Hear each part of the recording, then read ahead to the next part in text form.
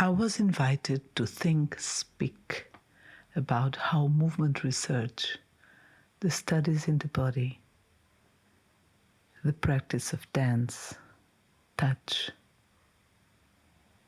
the listening to the in-between bodies that I practice every day, considering body not only as human body, but as any vibrant form that constitutes what we consider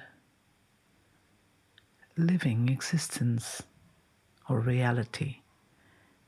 It could be plants, it could be even stones, a cat, a bird, the sound, the light. It could be a street, it could be a square. But how listening to this in-between bodies that constitute the common, that generate reality, could nurture resilience. Well, resilience is a very old word. We know it for centuries. But lately, in these last few years, it has been appearing a lot. And I guess with what is going on in the world with this pandemic, coloring or darkening the world, the earth, the systems of life, I guess this resilience as a practice has been called more and more often. I learned with the Guarani Indians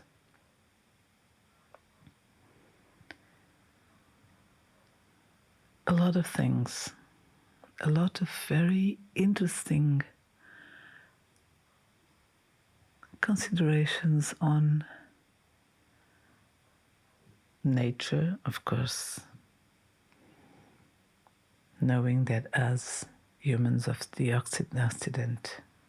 Occidental world have been doing so much work in separating man from non-human nature, which is totally absurd. But anyway, I learned with them lots of things, and one is that they have a word, an expression that integrates soul as the spirit of life and speech.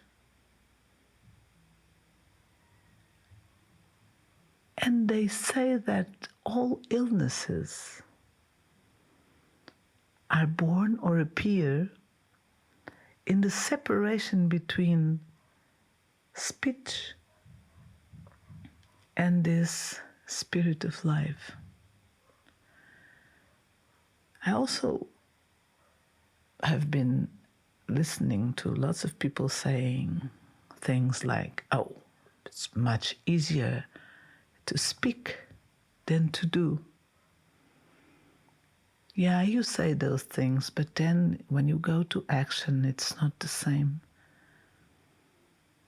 So, along this research that I practice every day within Centro em Movimento, it's a beautiful organism in the studies of the body, the movement, and the common that exists since the late 80s. Still walking, asking, generating worlds where we can exist. It's an artistic research organism, very interesting and very open and always changing. But anyway, I've been devoting my life to going closer to the source of the gesture, the source of language, the source of thought, and not as something that begins somewhere, not as, like wanting to find where everything starts. No, it's a continuous source, or something that actually is not the beginning of something, but that is a powerful emerging wave that perhaps is always starting somewhere. It's always generating, there we go, gesture, word, behavior. Like if I'm always uncovering what we tend to place or to press, hiding what is there pulsing, things like laws or obligations or ways of behavior or ways of seeing the world that kind of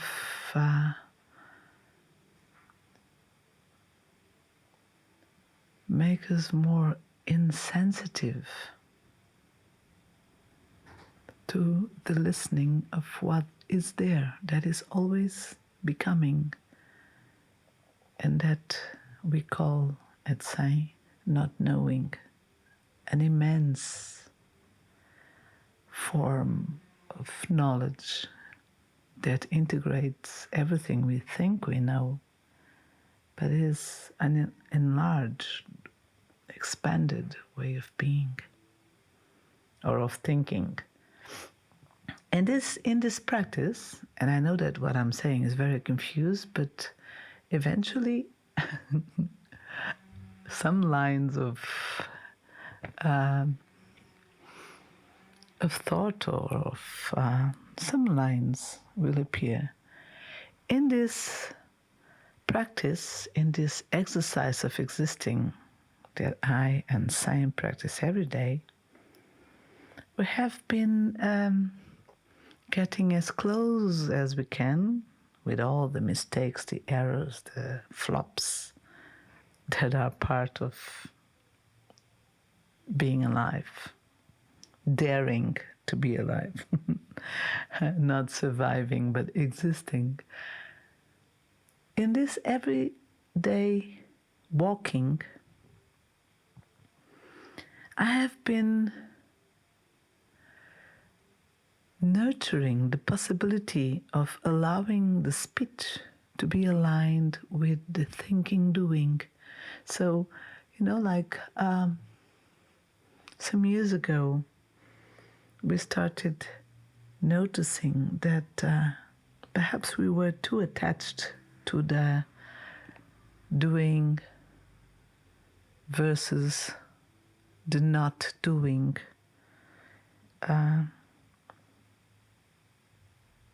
Perhaps the I'd rather not, that we all kind of met someday, became something like a rule of not doing, as if we knew what is not doing. And what we have been thinking, doing, is that perhaps there is another doing that is emerging and that has an urgency.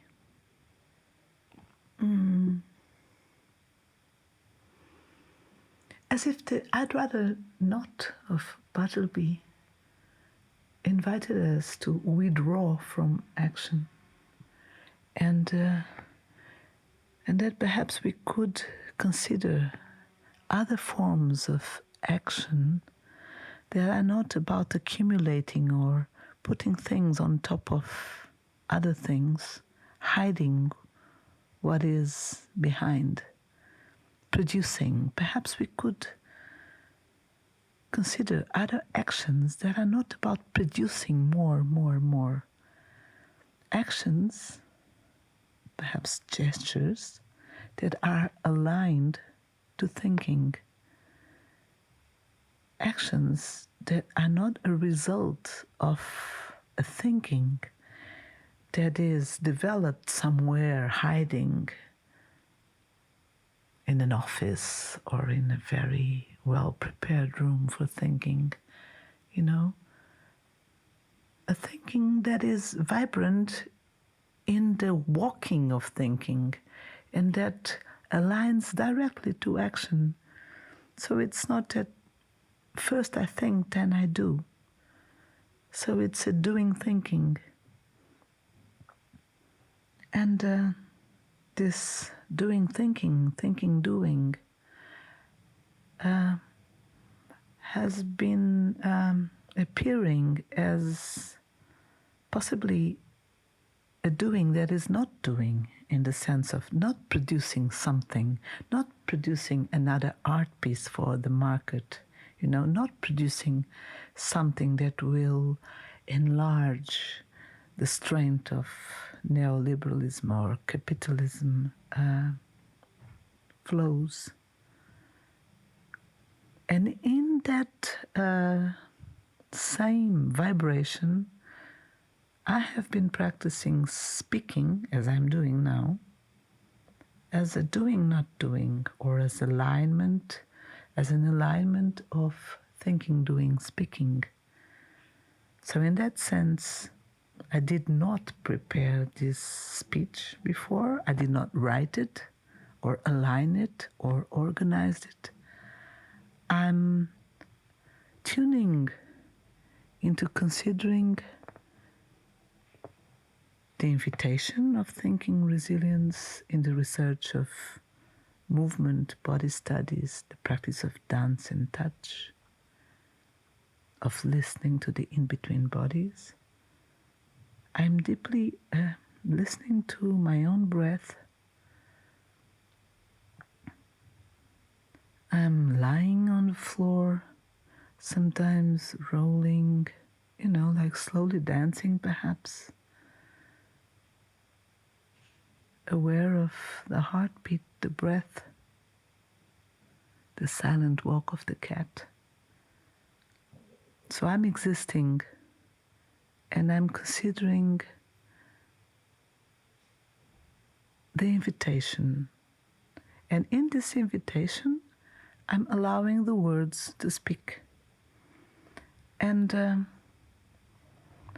I guess I chose, or I don't know, I brought this way of sharing with you these ideas, not because they are very important or they bring things that are very interesting, but because I guess they are practices of resilience,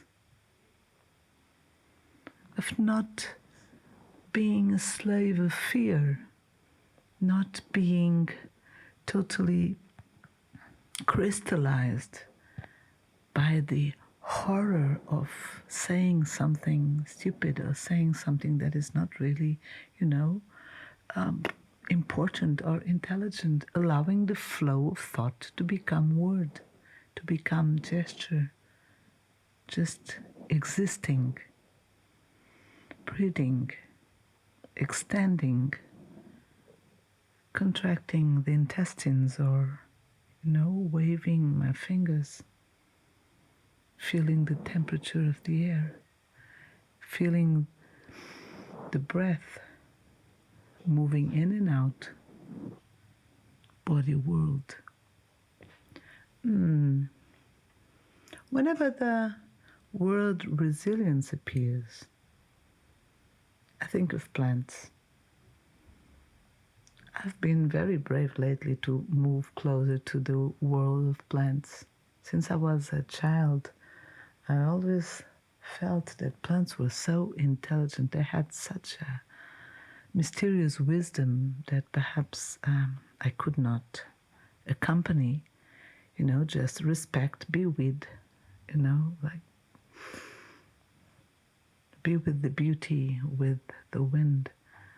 I always had this idea that it's the trees that make the wind.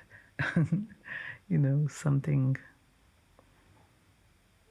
out of this being with the world, noticing, allowing yourself to laugh and run and turn and curl and stumble, of course, and cry, being with what you meet as part of yourself.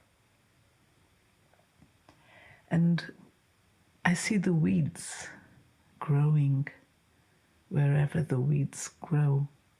Now with the pandemia, with this COVID-19, not only the abandoned places of Lisbon have all these beautiful, colorful plants growing everywhere, also the sidewalks, like everywhere you can see pink and purple and yellow and red flowers and very green leaves, all shapes, all shadows of green, growing and breathing with us humans and telling us a lot about resilience. Not so much, I guess, not so much in the sense of adapting, which of course they do. They adapt to the ambience, to the atmospheres, to the conditions they meet, these weeds. But what I also feel is that they generate the conditions where they would like to live in.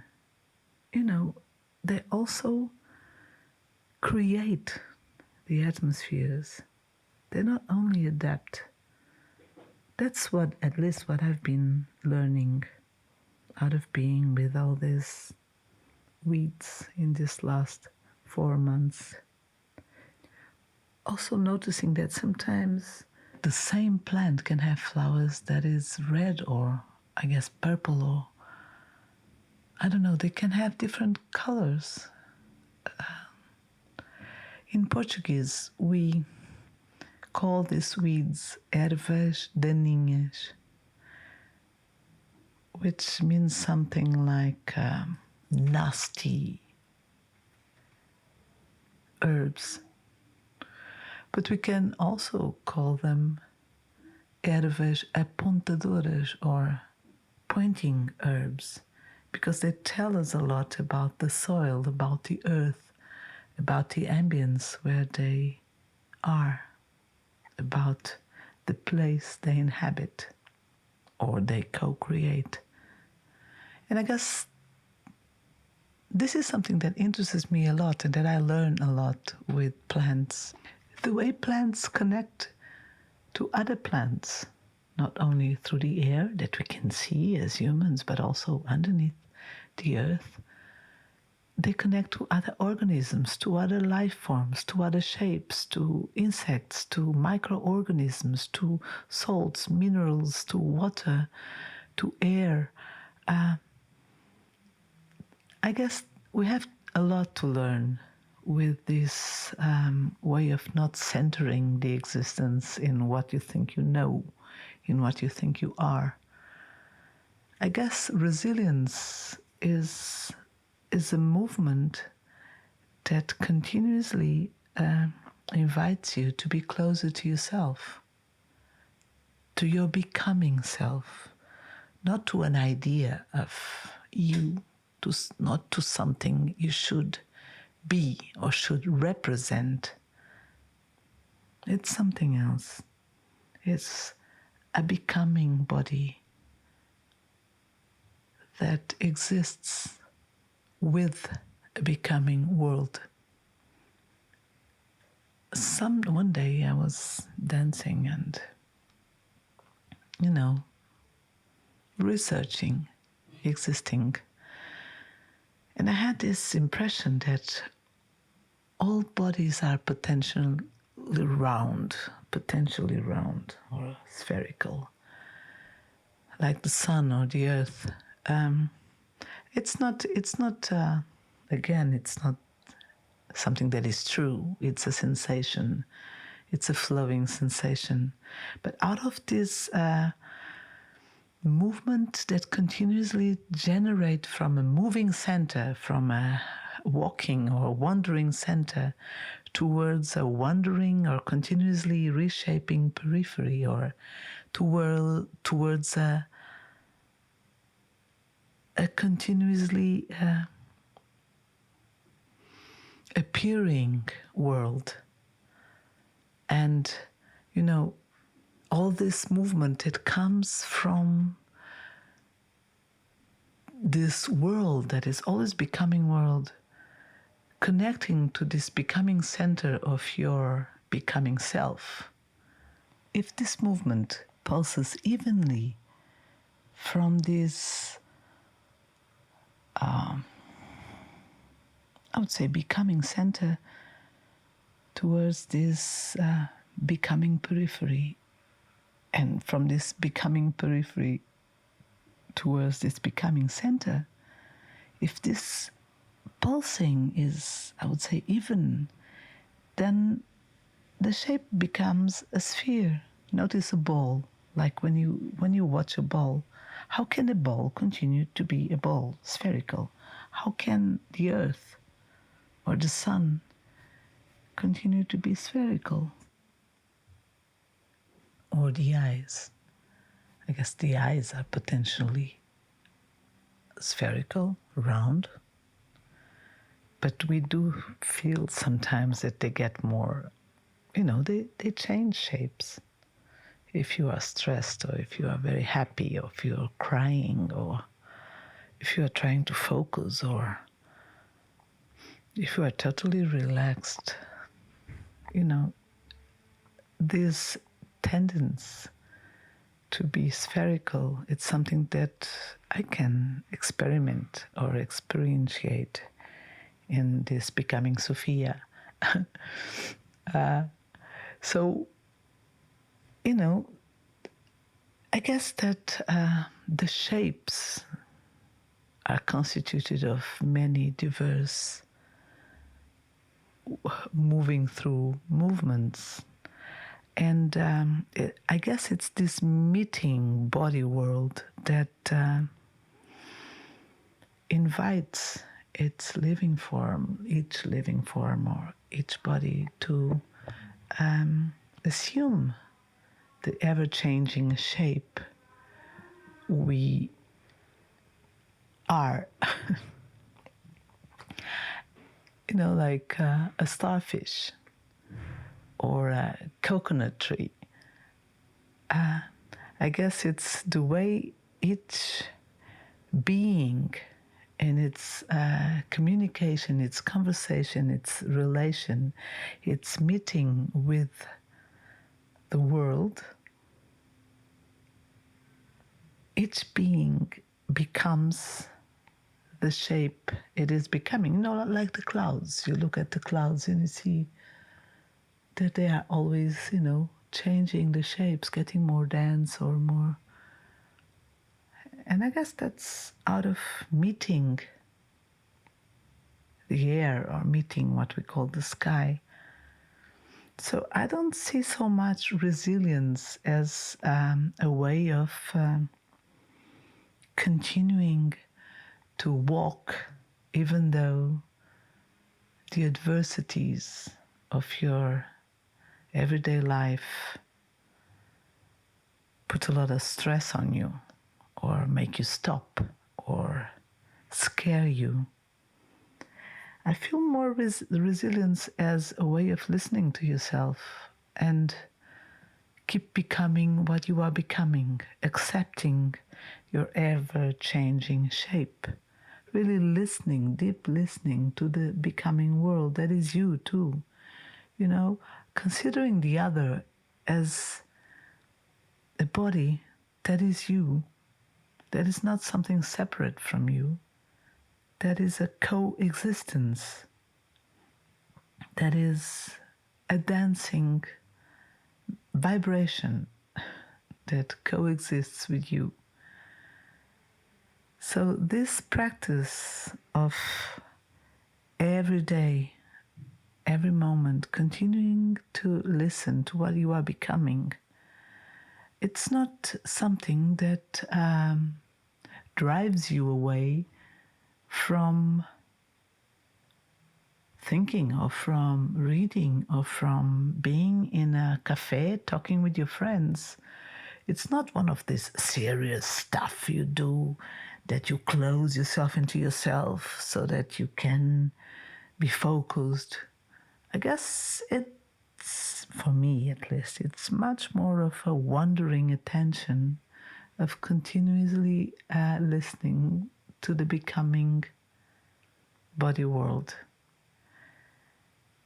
And I guess it is brave to be resilient in the sense that you know the strength that when the in-between bodies start writing behaviors, start imposing ways of being, whenever the organized society starts, or economy or politics starts to shape your life, making you believe that you should be this and that and that and that and that. So it is brave in the sense of not succumbing to fear. You know, fear is part of you. It really shrinks your heart. It shapes the color of your skin, alters your breath, your blood flow. And fear and violence is very much imposed in the world we live in. And I guess this pandemic is very clear in that. But resilience is not fighting against fear. I would say all these shrinking or expanding movements are us, are me.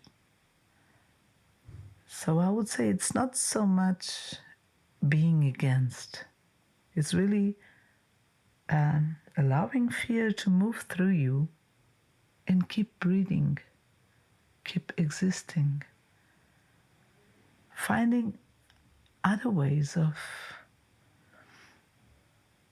softness, of liquidity, of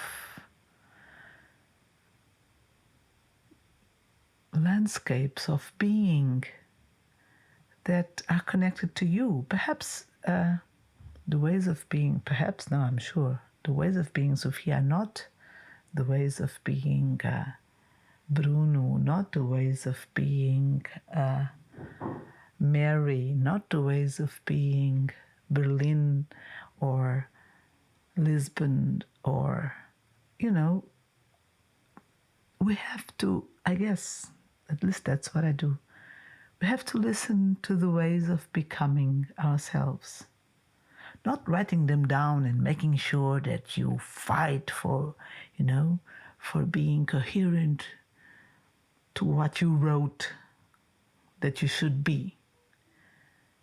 It's more like a tuning, you know, like a radio tuning, listening to a vibration, to a resonance, to a frequency that is you, and that can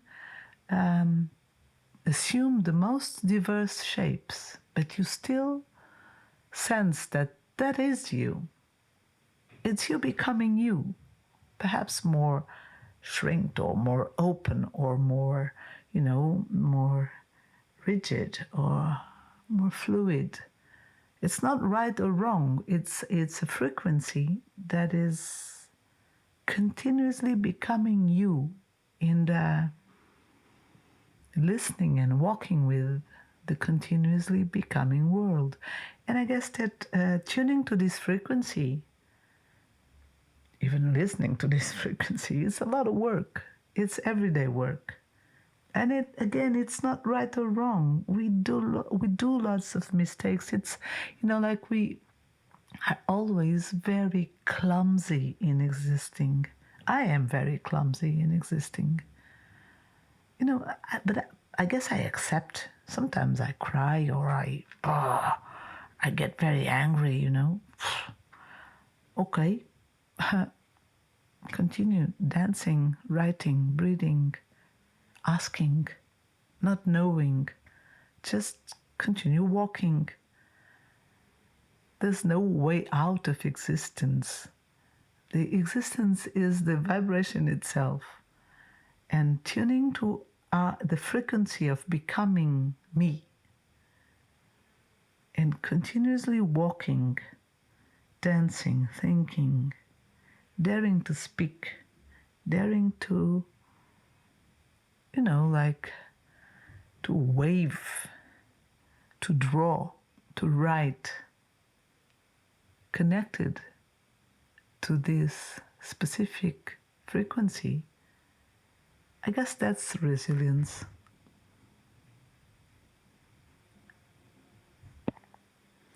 You have to dance so that you can dance. You have to walk so that you can walk. You have to think so that you can think. So you have to be resilient in order to be resilient. That's a practice. It's an everyday discovery, uncovering.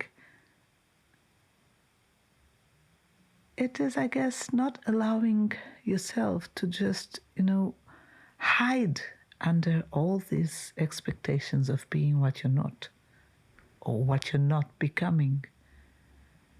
Taking away all these masks and daring to exist with all your flops, with all your errors, with all your joys and laughters and clumsiness, and being with. I guess we now have this unique chance of moving through this window that opened with the horrifying pandemic, for instance. But we know that the world as it existed, it's not possible. It's not a world we want to, at least not a world I want to live in. But the world I want to live or to exist in exists now. It has existed always. We just, I guess, or I just lack of confidence, of not banalizing the little infamous movements, the details of everyday being and being with. It's being resilient. By being resilient, I guess.